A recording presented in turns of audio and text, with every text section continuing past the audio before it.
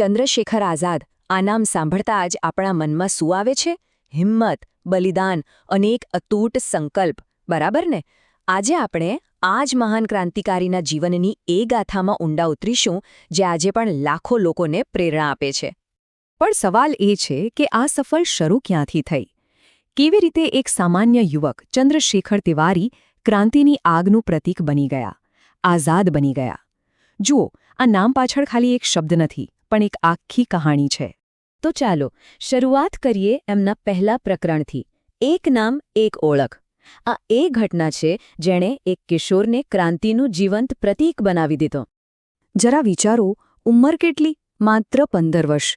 એ સમયે ગાંધીજીના અસહકાર આંદોલનની લહેર આખા દેશમાં ફરી વળી હતી, અને આ કિશોરે પણ એમાં ઝંપલાવ્યું. અને થયું શું? અંગ્રેજ સરકારે એમની ધરપકડ કરી. સાચું કહું તો આટલી નાની ઉંમરે આવો જુસ્સો ખરેખર અકલ્પનીય હતો. અને પછી આવ્યો કોર્ટરૂમનો ઐતિહાસિક દિવસ. ન્યાયાધીશે પૂછ્યું, તારું નામ શું છે? જવાબ આવ્યો, આઝાદ. ફરી સવાલ, પિતાનું નામ? જવાબ મળ્યો, સ્વતંત્રતા. અને છેલ્લે સરનામું? તો કહે, જેલ. આ ખાલી જવાબો નહોતા, સમજો.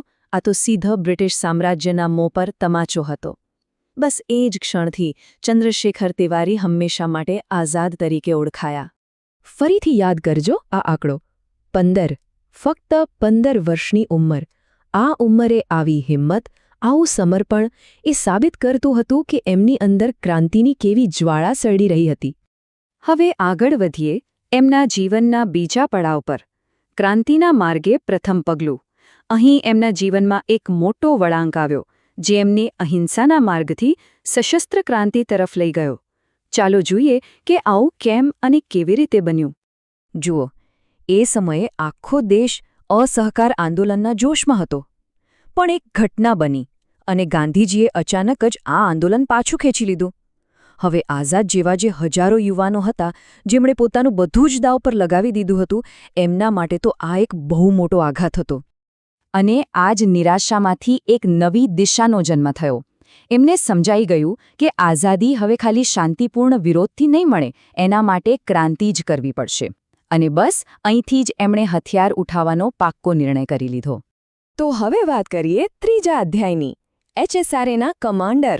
કારણ કે આ ક્રાંતિના રસ્તા પર એ માત્ર એક સૈનિક બનીને ન રહ્યા, પણ એક મહાન સેનાપતિ બન્યા. એ જોડાયા હિન્દુસ્તાન સોશિયલિસ્ટ રિપબ્લિકન એસોસિએશન સાથે, એટલે કે HSRA. એ સમયનું કહી શકાય કે સૌથી શક્તિશાળી ક્રાંતિકારી સંગઠન હતું.